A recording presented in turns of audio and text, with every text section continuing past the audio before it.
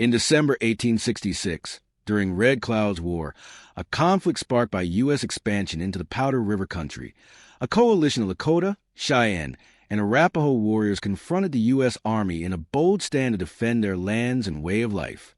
Crazy Horse and 10 of his warriors lured Captain William Fetterman's patrol at Fort Phil Kearny into a deadly trap.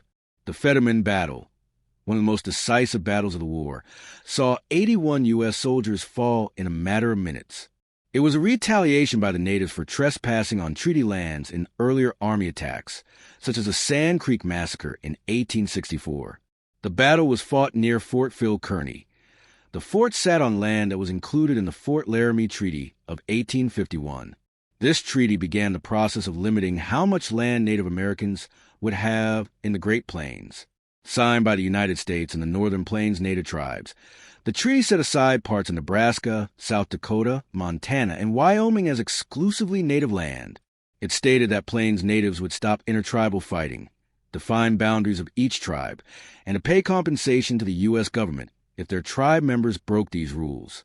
The U.S. Army was permitted to build roads, military, and other posts within the treaty lands. Other settlers were forbidden. In return, the U.S. government stated they would protect Plain natives from any white Americans, and that the U.S. government would provide $50,000 annually for 10 years, and possibly another 5 years of provisions.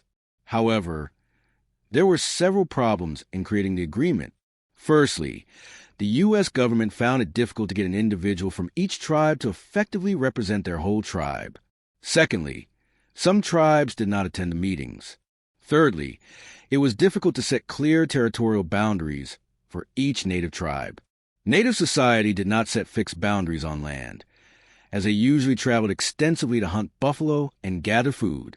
Also, the treaty was written in English, and many of the native representatives did not fully understand what they had agreed to. Tensions in the region started rising in 1863. Seeking a quicker path, John Bozeman blazed the Bozeman Trail, a new route for immigrants traveling to Montana gold fields. The 680-mile-long Bozeman Trail was of questionable legality, since it passed directly through land that the government had promised the Arapaho, Cheyenne, Lakota, and Crow in the Fort Laramie Treaty of 1851. These were the richest hunting grounds left of the tribes. Deer, elk, and mountain sheep were plentiful. Wagon trains disrupted the hunting, and draft animals and livestock ate up great swaths of grassland. In order to drive out settlers, the natives started attacking them. When Colorado militiamen massacred and mutilated about 230 Cheyenne and Arapaho men, women, and children during the Sand Creek Massacre of 1864, Native Americans began to take revenge by attacking whites all across the plains, including the immigrants traveling the Bozeman Trail. In 1865, the Little Arkansas Treaty was signed by chiefs of various Plains tribes. The treaty, which tried to make peace, was unsuccessful as hostilities continued, and many other chiefs of these tribes didn't even sign it. In 1866, the government called upon thousands of Lakota to meet at Fort Laramie for a treaty that would allow settlers safe passage on the Bozeman Trail. Many native chiefs were present, including Red Cloud. At the same time, Colonel Henry B. Carrington arrived with his orders were to protect immigrants traveling west along the Bozeman Trail. Carrington had 700 soldiers and 300 civilians. Seeing Carrington's command with many soldiers angered Lakota Chief Red Cloud. He stated that the army is here to take the land of the natives and refused to sign the treaty. He then left, and other chiefs and warriors followed him. The U.S. government responded by building a series of forts along the Bozeman Trail.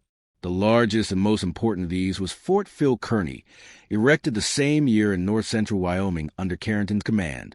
Carrington, 400 soldiers, and most civilians were stationed in Fort Phil Kearny. During a journey from Fort Phil Kearny, Carrington had met Lakota Chief Standing Elk. Although his people sought peace, Standing Elk told Carrington there were Lakota bands in the Powder River country that had not consented to the treaty agreement signed at Fort Laramie back in 1851. He also informed Carrington that the Cheyenne and Arapaho supported the Lakota. That year the discomfort of the natives towards the army and emigrants peaked. Red Cloud was determined to face any odds rather than bow down. In his speech, he said, "Hear ye Dakotas. When the Great Father at Washington sent us his chief soldier to ask for a path through our hunting grounds, a way for his iron road to mountains and the western sea. We were told that they wished merely to pass through our country, not to tarry among us, but to seek for gold in the far west. Our old chiefs thought to show their friendship and goodwill when they allowed this dangerous snake in our midst. They promised to protect the wayfarers. Yet before the ashes of the council fire are cold, the Great Father is building his forts among us. You have heard the sound of the white soldier's axe upon the little piney. His presence here is an insult and a threat. It is an insult to the spirits of our ancestors. Are we then to give up their sacred graves to be plowed for corn? Dakotas, I am for war. Many warriors answered his call. Lakota warriors with their Cheyenne and Arapaho allies in the Powder River country launched what became known as Red Cloud's War. Under the leadership of Red Cloud and Crazy Horse, they began to focus their attacks on Fort Filkeny, constantly harassing the soldiers and raiding their wood and supply parties.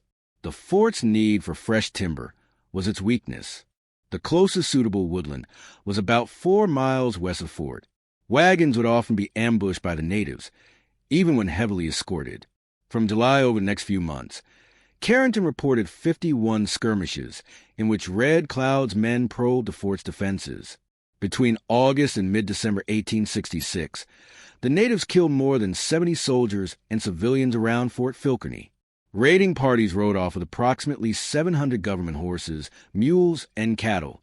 Meanwhile, in November, a cavalry company of 63 men arrived to reinforce the post. The cavalry company was led by Lieutenant Horatio S. Bingham. He was accompanied by infantry captains William J. Fetterman and James W. Powell. On December 6, 1866, the natives attacked a wagon train near the fort.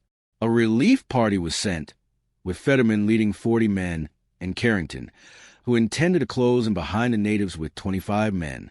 Crazy Horse discovered that he could lead a small detachment of soldiers into an ambush by fleeing as they were defenseless. Chasing them were Carrington and his soldiers. The native small party were suddenly joined by other warriors, numbering a total of 100. They turned around and attacked surrounding Carrington. The close combat fight lasted several minutes. Under heavy pressure, the natives routed the soldiers, killing 3 of them. Carrington's men were saved by Fetterman. The natives retreated, not knowing how many soldiers were following Fetterman. It's not known if and how many casualties the natives had.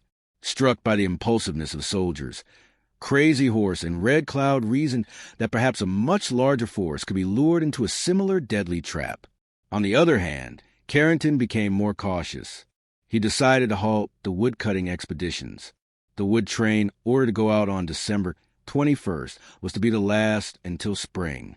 Just before the big battle, Red Cloud called for Lakota's most powerful two-spirit person, who was believed to have special powers, to give advice from the hill overlooking the proposed ambush site. He rode on his pony in a crazed manner 4 times between the warriors gathered on the hill and Lodge Trail Ridge, each time gathering more soldiers into his hands. When he returned to Red Cloud the 4th time, he had 100 bluecoat soldiers in his hands, too many to hold. The Lakota saw this as good medicine that won the battle, and thereafter called it the Battle of the 100 in the Hands. On the morning of December 21st, as 1,000 Lakota, Cheyenne, and Arapaho warriors waited eagerly, a wagon train with 30 soldiers and 65 armed civilian teamsters escorting 35 wagons departed. An hour later at 10 a.m., the natives attacked the train. Inside Fort Filkeny, Captain Powell prepared to lead a relief force. Fetterman went to Carrington and demanded command of the expedition. Lieutenant George W. Grumman and Captain Brown joined Fetterman. Carrington consented to Fetterman's demand, placing him in command of 80 men in total, 49 infantrymen, 27 cavalry, and 2 civilians. Fetterman led the infantry on foot and Grumman led the cavalry. Carrington's orders were to support the wood train, relieve it, and report back to him. He ordered not to engage or pursue the natives at Fetterman's expense. Under no circumstances pursue over Lodge Trail Ridge. Fetterman left the fort about 11:15 a.m. Almost as soon as Fetterman left the fort, the natives had disengaged and started moving away, and the wagons resumed their trip to the timbering site. As no medical officers accompanied the wood train or Fetterman's patrol, Carrington summoned C.M. Hines, an assistant surgeon under contract to the U.S. Army. The colonel ordered Hines to accompany the wagon train and to treat any casualties he found. Moreover, he was to catch up with Fetterman if possible. With the wood train no longer under attack, Fetterman focused on the 10 mounted warriors who taunted the soldiers. They were led by Crazy Horse. Fetterman followed them past the eastern slopes of the hills. The warriors continued slowly toward Lodge Trail Ridge. Crazy Horse and his riders slowly disappeared beyond the ridge. Grumman and the cavalry rode ahead of the infantry. They opened fire, bringing down a few native riders. The decoys crossed a frozen ford of Peno Creek. They formed 2 groups and rode away from each other, but then turned and crossed their paths. That was the signal for the 1,000 hidden natives to attack. The warriors rose up from hidden positions in the grass and brush and let loose a barrage of arrows. A few natives rode headlong among the soldiers and were shot dead. The 2 civilians, Wheatley and Fisher, dismounted and a few cavalrymen joined them. They took cover behind large rocks and a few dead ponies, while the rest of the cavalry started to retreat south, reaching a ridge topped with rocks and boulders. Grumman was shot and killed in the retreat. Those on the north fought a few minutes and then were killed.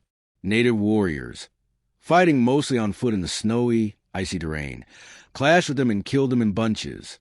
A handful of cavalrymen broke through the encircling warriors and made it to where Fetterman was attempting to rally his infantry among a pile of boulders. A group of mostly Lakota swept up the east slope of the ridge to attack Fetterman, while the warriors also moved in, surrounding the soldiers. Hand-to-hand fighting ensued. Within 20 minutes, the natives had slain the soldiers. Many of the men were slain by war clubs and lances in the final moments of the fight. Captain Brown shot himself while Fetterman died of slash wounds to his chest and throat. Lakota Chief American Horse knocked Fetterman down and killed him with a knife. Atop their ridge, the last of Grumman's cavalrymen struggled across the icy surface until they found good cover amid a cluster of boulders. To the south, they saw a sea of warriors. They were cut out from the fort, their horses driven away. It was a matter of minutes until the last soldier was cut down. The battle lasted about 40 minutes. Fetterman's whole command lay dead, 81 men. It is estimated that native casualties were between 13 and 60. Only half a dozen soldiers bore evidence of gunshot wounds. Nearly all of the Lakota, Cheyenne, and Arapaho in the battle were armed with traditional weapons, such as bows, lances, tomahawks, and clubs. The victorious warriors slashed and mutilated the dead, every soldier except one. The body of bugler Adolph Metzger was left untouched after his death. Near his lifeless body was his bugle. Crumpled and battered, the bugle obviously served Metzger as a war club in his last moments. Metzger's corpse was found covered with a Lakota buffalo robe, left behind as a mark of respect for his courage. Back at Fort Phil Kearny, it was just before noon when the garrison heard gunfire. Hines soon returned with chilling news. He had been able to ride only as far as a hilsome distance from the fort. He hurried back when he saw only a vast array of native warriors and no trace of Fetterman's men. Carrington ordered 75 men under Captain Tenador Tenike to relieve the embattled detachment. Moments after Tenike left the fort, the colonel dispatched 40 more men to join them. About 3 miles from the fort, Tenike halted on high ground to the right of the road. From the heights, Tenike's troopers could see only the vast native force, celebrating their victory. The warriors taunted the soldiers, bidding them to come on down and fight. Neither the natives nor the army moved to attack, and the warriors moved to the west. There would be no more fighting that day. The Fetterman battle occurred during the opening months of Red Cloud's War. It continued until 1868. Subscribe if you liked the video. I'm going to cover other battles from this war in the future.